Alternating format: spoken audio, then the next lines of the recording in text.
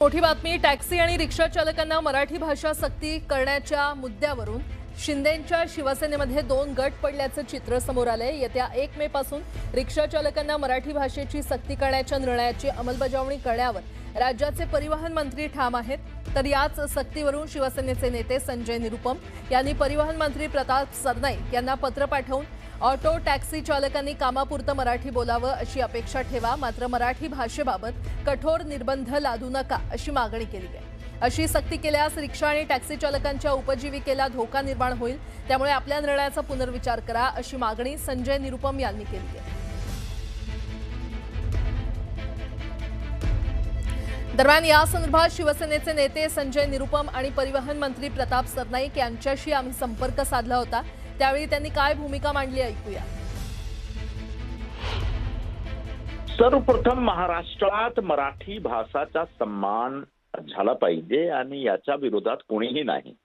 सर्वांना मराठी बोलायला पाहिजे.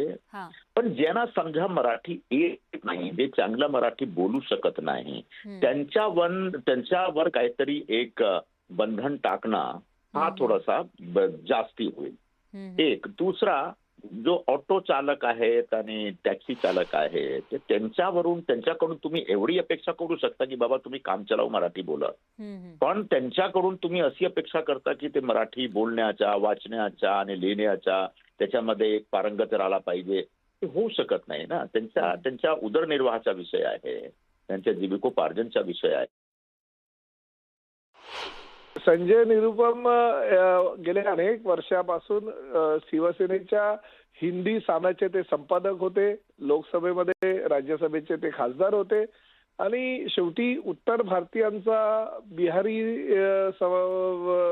राज्यातून येणाऱ्या लोकांचा किंवा हिंदी भाषिक जे लोक आहेत त्यांचे ते नेते म्हणून आहेत. परंतु त्यांचं पत्र जर तुम्ही वाचलं असेल, त्या पत्रामध्ये कुठेही या मराठी भाषेला विरोध त्यांनी केलेला नाही.